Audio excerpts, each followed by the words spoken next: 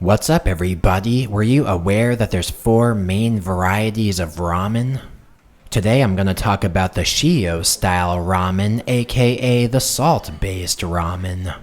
I went on a buck-wild hunt through Tokyo, Japan, looking for the best Shio ramen I could find.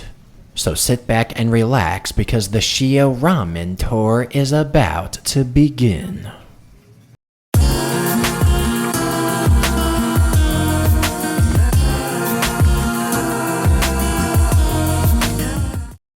So the first stop on this buck-wild Shio Ramen tour is a restaurant called Hirugao. It's located on Ramen Street underneath Tokyo Station, and word around the campfire is this place has some pretty good Shio Ramen. So I ordered up their standard Shio Ramen and started scoping it out. Now typically Shio Ramen has the lightest broth among all ramens. It's kind of a bare bones, back to the basics, salty, almost chicken broth-esque sort of soup. Me personally, I haven't really been a big fan of Shio Ramen, but today I was gonna try to maintain an open mind about the whole thing. So I started sucking down a few spoonfuls of the broth, trying to get my bearings on the whole situation.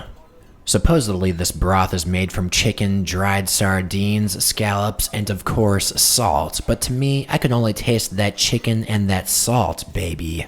Actually, that broth was a tad too salty for my liking, but I decided to move on with my life, so I started mixing up those toppings and spices all up in this mother.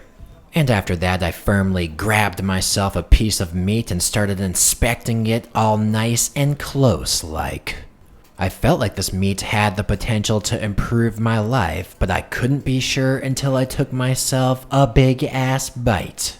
And when I bit into that meat, it was tasting tender and salty, and I could detect a slight marination popping off. Overall, that pork meat was tasting pretty decent, but I didn't feel like I achieved inner solace just from biting it, so I decided to move on to the next item. A little thing I like to call an Akihabara. Now I was trying to pick up that Akihabara, but the damn rascal was slipping and sliding all over the place. But eventually I did manage to get that Akihabara to my face, took myself a bite, and I gotta say that Akihabara was tasting juicy to the max and oishii as fuck. Now this Akihabara had a shrimp chillaxin on the top. I wasn't exactly sure what was going on with that, but I decided I best be eating that shrimp.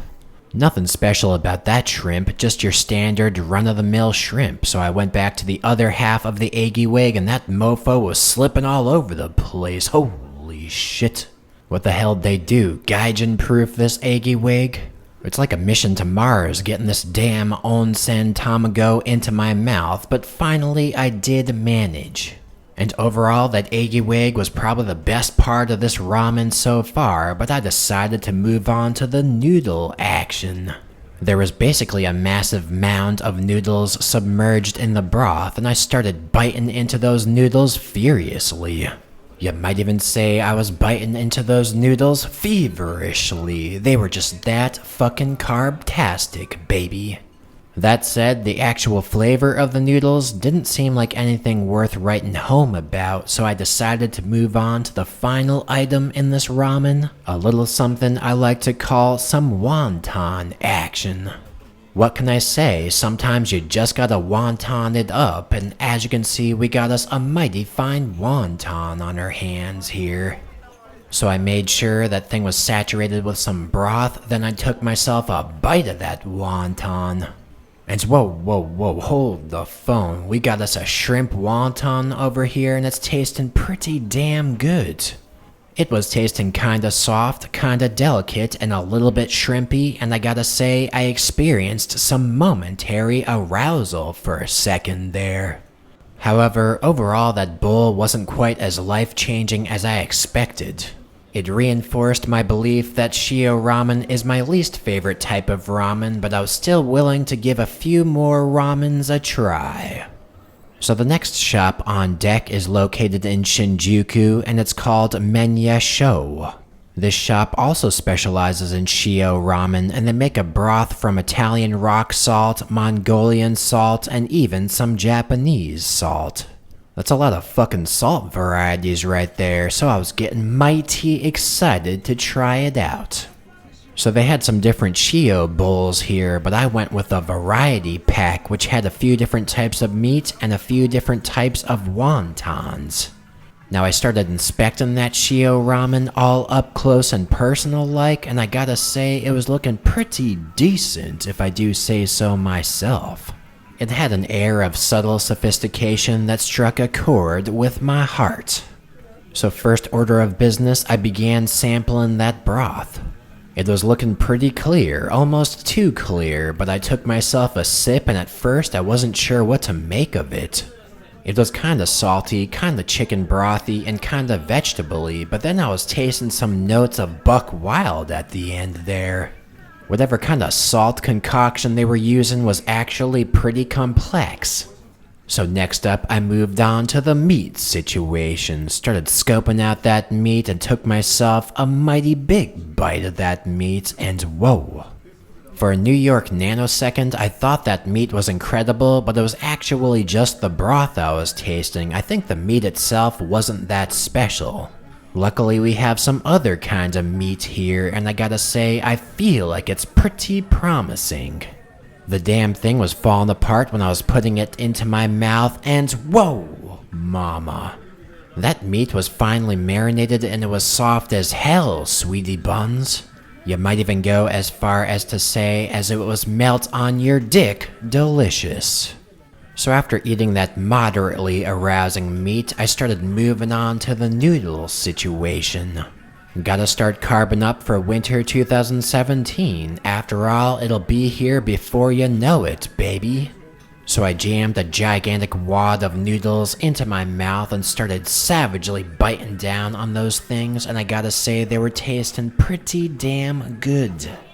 I'm not sure if the noodles themselves were actually good, but they were coated with that incredible broth and therefore they tasted good by association. But whatever the case, with each passing bite, I felt the intense desire to start chowing down at a faster and more feverish pace. This is a good fucking bowl of ramen right here. I feel like it rejuvenated my soul and reinvigorated my spirit. So next up, I was trying to grab this delicate wonton without completely demolishing it in the process. I figured I'd best be using that spoon as a temporary loading dock of sorts. I'm trying to get a good grip on this wonton without the whole damn thing falling apart, and I think I got that grip, so I slammed that wonton in my mouth and took a small bite. And the exact fraction of a New York nanosecond that I bit into that wonton, I was simply amazed. My amazement was transformed into mild arousal when I realized this wonton was tasting real good. Now that wonton had some pork inside, but I couldn't quite tell what was inside this one. It was slippery as hell and the damn thing was falling apart on me already. It didn't taste like it had anything on the inside, and then I suddenly realized that it actually did. I think it had a shrimp on the inside, but somehow, some way, that thing had managed to escape. That fucking shrimp's getting a tad uppity on me over here, but finally I got myself a nice grip and bit down on that shrimp. Man, oh man, that shrimp was tasting juicy, and now that I think of it, it was actually tasting a tad buttery as well. And next up, I moved on to the eggy wig. I got myself a firm grip on that puppy and took myself a gentle bite. Overall, it was a pretty standard onsen tamago, so I got myself a little bit of broth in there and took myself yet another bite. And with some of that broth inside, the flavor was enhanced, albeit just slightly. And what else we got in this ramen bowl? Looks to me like we got some foliage over here. We got some mini menmas and some green leafy vegetables all up in this mother. Anyway, overall this bowl of Shio Ramen was a simple delight with each passing bite. It made me realize that actually Shio Ramen can be good, actually Shio Ramen can be real fucking good. I'm starting to feel like I like Shio Ramen a little bit more now. But I still had one more famous Shio Ramen shop to visit, just one more. This place is called Motenashi Kuroki, and it's close to Akihabara. Word around the campfire is this place serves up a mean Shio Ramen, so you best believe I sprinted on inside that ramen shop. I figured I'd get myself the special Shio Ramen, so I got that ticket and took myself a seat. Then before long, the ramen maestro gave me that special Shio Ramen, and I gotta say, I've never seen anything quite like this. This is some pretty unconventional Japanese ramen, to say the least. We got a whole bunch of crazy-ass ingredients all up in this bowl.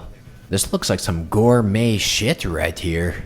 So I frantically grabbed my spoon and started dipping it into that broth to get myself a few sips in. Now supposedly this broth is made from a variety of fishes, including pike, bonito, and mackerel, but to me, I could only barely taste that fish. For me, I was tasting that salt and an ever so slight herbal taste going down. Overall, it was pretty decent, so next up I made a mad grab for that meat situation. That's some dainty looking meat right there, so I took myself a bite of that meat, and I gotta say, it didn't so much taste like a marinated ramen meat as it did a high-class deli meat. It tasted like something I wanted to jam into a sandwich with a little bit of cheese, but hey, what do I know? And as for this other chunk of meat, I sure as hell ain't never seen anything like this in a ramen bowl before. It kinda looks like some stuffed chicken breast action, but I don't know exactly. Whatever the case, I savagely bit down on that meat, and it tasted like some chicken with a little bit of seasonings inside. What else they got here? They got a sun-dried tomato. That's another first for me in the ramen world. Supposedly, the famous point of this ramen shop is everything in here is handmade, and that may be true, but it seems like a grab bag of random-ass ingredients to me. I mean, don't get me wrong, the ingredients taste high quality as fuck, but they don't feel like a coherent bowl of ramen like the other two in this video do. That said, these noodles are pretty fucking buck wild.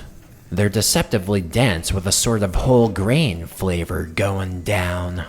There were even a few wontons in here, but compared to the other wontons, these were quite firm.